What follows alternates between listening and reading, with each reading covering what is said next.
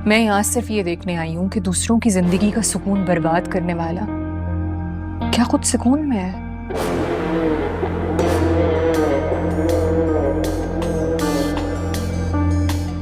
जवाब मिल गया मुझे।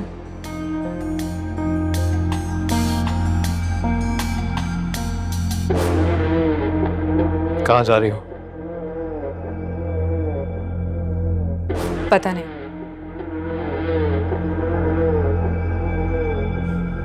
देखो रात बहुत हो गई, रात रुक जाओ, सुबह चली जाना। नहीं। देखो मैं जिद नहीं करना चाहता, फिर तुम कहोगी बदतमीज इंसान हूं मैं। चाहता हूं तुम्हारे और मेरे बीच में कोई रिश्ता कायम नहीं है, पर एक नाता ऐसा है जिससे छुटला नहीं सकती तुम। कजिन हो मेरी, चाचा की बेटी, इसी नाते से कह रहा हूं, आज रात रुक जाओ, सुबह चली जाना।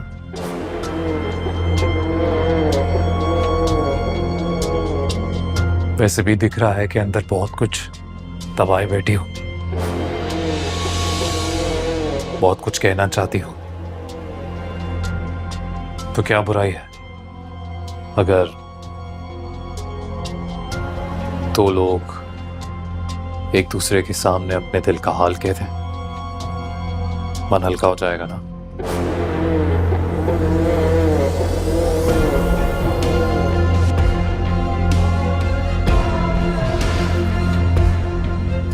असलम साहब,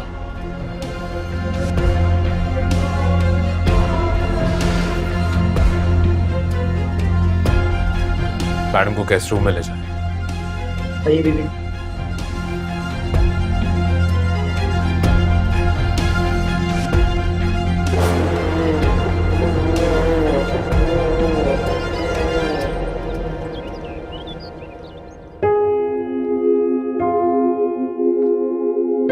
थैंक यू।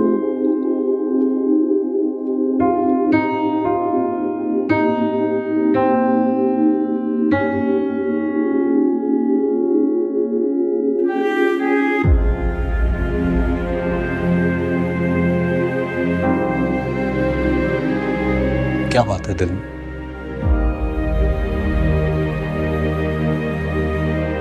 कह दे। वो ठीक तो होगी ना बेटे? बिल्कुल ठीक होगी, मेरा दिल कहता है। लेकिन अफसोस की बात यह है कि उसको आपकी परेशानी का कोई अंदाजा नहीं है। क्या उसे नहीं पता होगा कि आप किस परेशानी के आलम में हैं?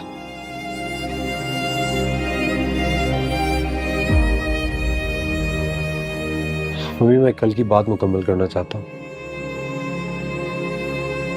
मैंने रीच का नंबर फॉरवर्ड किया आपको।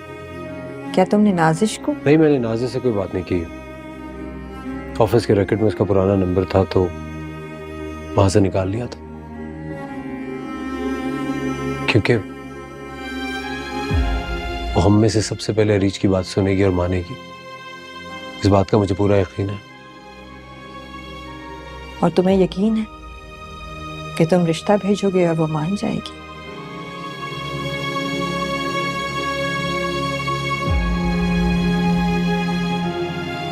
वो लोगों से कहती फिरती है कि मुझसे नफरत करती है। जिस दिन मेरी आंखों में आंखें डाल के कह देगी ना, उस दिन उसे भूल जाऊंगा। लेकिन तब तक उसे हासिल करने की पूरी कोशिश करूंगा, क्योंकि मैं इस पछतावे में नहीं जीना चाहता कि शायद खुशी मुझसे 2 कदम दूर थी और मैं पीछे रह गया।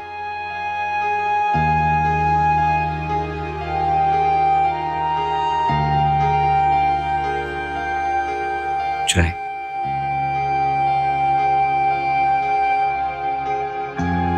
मेरे बच्चे।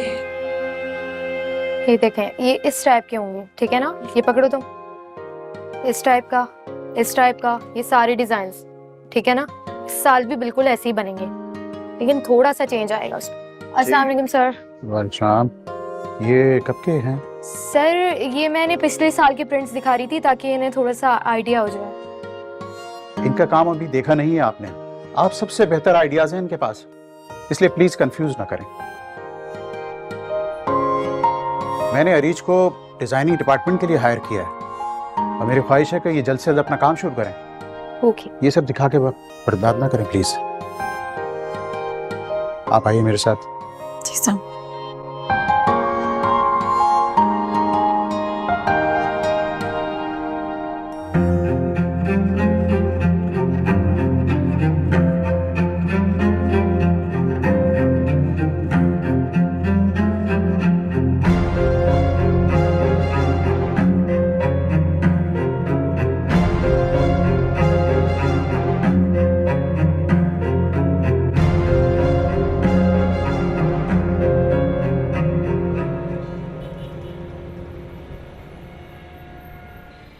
तेरी खाला का सिर्फ घर नहीं बड़ा, उनका दिल भी बहुत बड़ा है।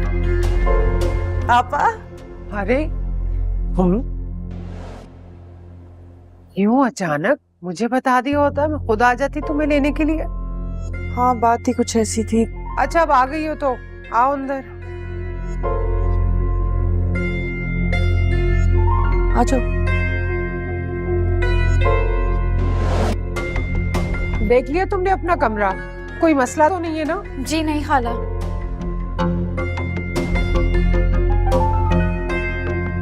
अरे साहिबा, खालू को सलाम करो। जी। अस्सलाम वालेकुम खालू। वालेकुम सलाम। जीती रहो साहिबा बेटी। भाई मैं तुम लोगों के बारे में अक्सर पूछता रहता था, अब तुम लोग आ गए हो तो बहुत अच्छा लगा। भैया कैसी तबीयत है अब आपकी? बस आपके सामने ठीक हो। बस जो है तुम्हारे सामने ही है, अब तो ये काम करने की भी काबिल नहीं है। बिल्कुल ठीक कह रही है। जो सब कुछ था तुम्हारे नाम कर दिया, ये भी तो बताओ ना, बुटीक कैसी बन गया? हाँ अभी तो बुटीक बनी है, सेटल होते होते टाइम लगेगा। बस जमीनों से थोड़ा बहुत आ जाता है और गुजारा हो जाता है हमारा। अब तुम लोग आ गए हो।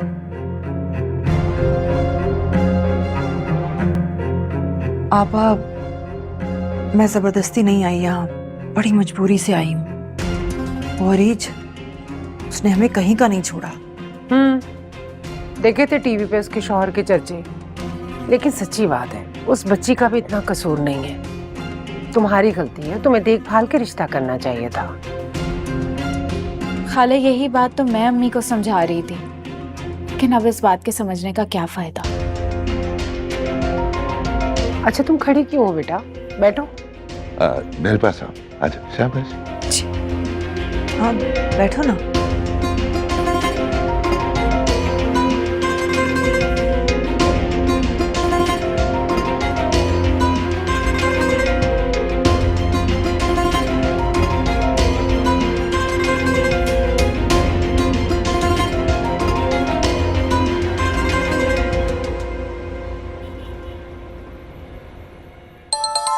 आ रही हूँ, सांस ले लो, बचे चला जाता है बस। हेलो। हेलो जी, अस्सलाम वालेकुम। वालेकुम अस्सलाम। जी मेरा नाम सालेहा है जी, आपसे बात हो सकती है? जी कहिए। इस तरह बेवक्त फोन करने के लिए माजरत चाहती हूँ, लेकिन दरअसल बात ही कुछ ऐसी थी। जी जी कहिए, क्या बात है? आपके घर में एक लड़की रहती है, उसे मैंने देखा है, बहुत पसंद आई है मुझे। अपने बेटे के लिए उसका रिश्ता भेजना चाहती हूँ। जी जी यकीनन आपके बेटे ने उसे उसके नए दफ्तर में ही देखा होगा। मैं तो कहती हूँ लड़कियां नौकरी करने निकलती हैं और नहीं, मेरे बेटे ने नहीं देखा, उसे मैंने ही देखा था और बहुत महीनों पहले की बात है ये। बस आपका नंबर मुझे बड़ी मुश्किल से मिला है, इसीलिए अब फोन कर पाई हूँ आपको। मेरे बेटे का अपना बिजनेस है, अल्लाह का बहुत करम है, आप चाहें तो किसी भी किस्म की छानबीन कर सकती हैं। लेकिन झूठ तो मैं आपसे बोलना नहीं चाहती। बात दरअसल ये है कि इस दौरान उसकी शादी भी हो चुकी है और उसकी तलाक भी हो चुकी है। और अगर मैं आपसे कहूँ कि मुझे इन बातों से कोई फर्क नहीं पड़ता तो? बड़ी हैरत की बात है, आजकल तो कोई कवारियों को नहीं पूछता और आप कह रही हैं कि आपको फर्क ही नहीं पड़ता कि वो तलाक याफ्ता है। खैर, मुझे मेरे शौहर से बात करनी पड़ेगी इस बारे में। मैं राब्ते में रहूंगी आपसे। जी बिल्कुल ठीक है, शुक्रिया जी, मुझे इंतजार रहेगा आपके फोन का। अल्लाह हाफिज। वाह, कौन कहता है कि तुम बदकिस्मत हो रही, बैठे बैठाए सेठों के रिश्ते आए हैं, नखरे खत्म ही नहीं होके देते। हमारी ऐसी किस्मत ना थी। अहमद,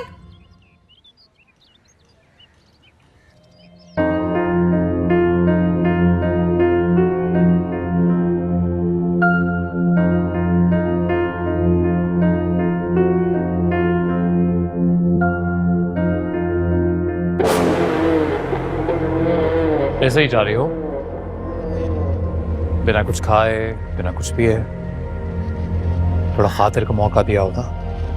शुक्रिया। जहां तक मैं जानता हूं एमन, तुम जाने के लिए नहीं आई थी, कुछ कहने के लिए आई थी। खुद को इतनी अहमियत मत दो सिकंदर, मुझे यहाँ तुम ही ने रोका था। बिल्कुल रोका था। रोका इसलिए था क्योंकि तुम कुछ कहना चाहती थी, कुछ था तुम्हारे दिल में, आई कुड सी इट, बस इसलिए रोका था। अब यूं कहे बिना ही जा रही हो। बहुत अक्लमंद हो ना तुम, सब कुछ जानते हो। अगर अभी भी ऐसा बहुत कुछ है जो तुम्हारे वहमो गुमान से भी दूर है। हो तुम्हारी साबका बीवी, उसके बारे में बहुत कुछ जानती हूं मैं, जिसकी तुम्हें खबर तक नहीं है।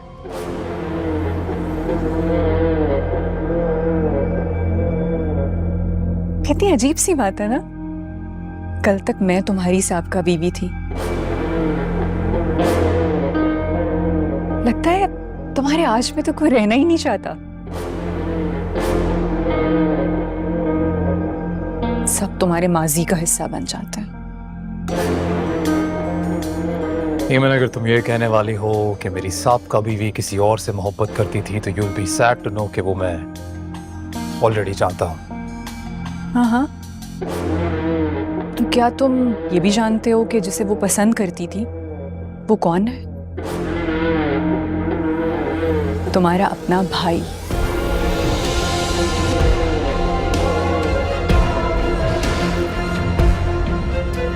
अफान। अफान जुनून की हद तक मोहब्बत करता था उससे। सॉरी, करता है।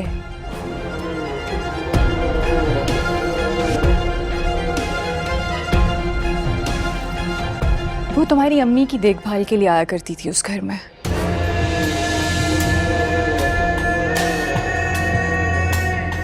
मैं तुम्हें ये सब कुछ क्यों बता रही हूँ? वैसे हंसने वाली बात है ना। एक राज की बात बताऊं,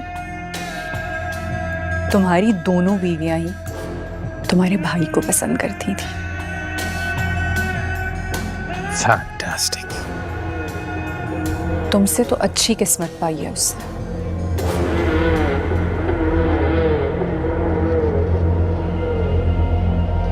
एमन,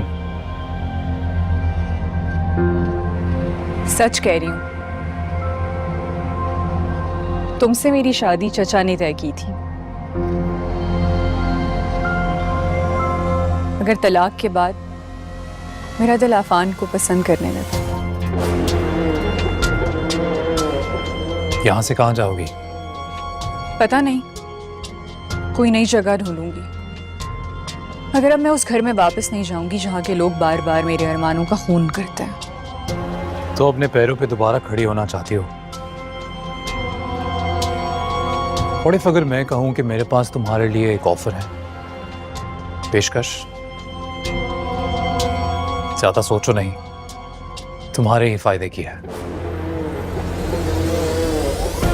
हाँ, पर इसके लिए तुम्हें उसी घर में वापस जाना पड़ेगा जहां लोग तुम्हारे अरमानों का खून कर देते हैं।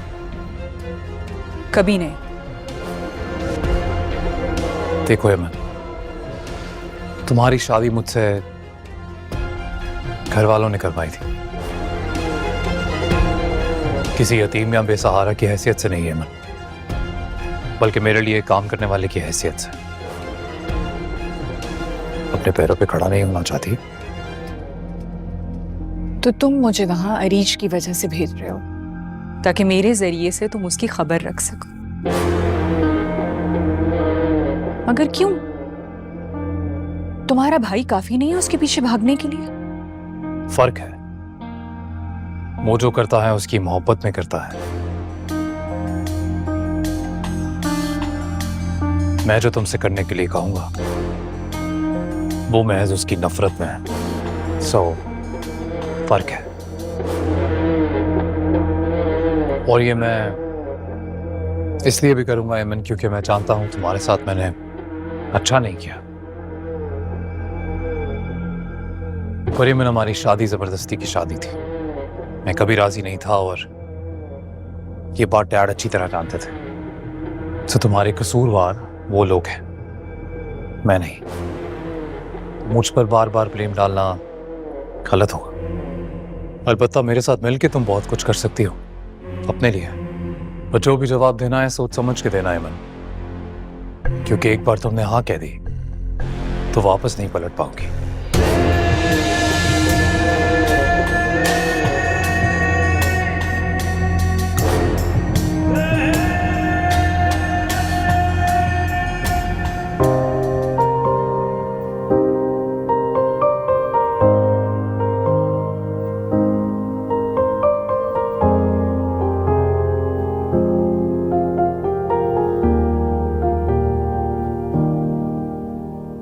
जिंदगी नहीं है कोई जिंदगी, कभी ये दिल जला दिया, कभी ये दिल बुझा दिया। हो जिंदगी नहीं है कोई जिंदगी, कभी ये दिल जला दिया, कभी ये दिल बुझा दिया। जहाँ वो आशिना लगे वही वो गैर सा लगे।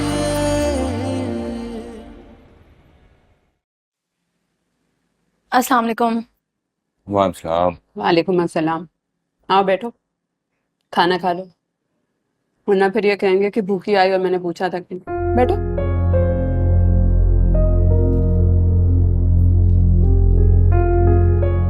भाभी रख लें। ये क्या है? मैंने ऑफिस में एडवांस सैलरी के लिए रिक्वेस्ट की थी, वो लोग मान गए, और मैंने पहले से ही नियत कर ली थी कि ये पैसे अहमद के एडमिशन के लिए होंगे।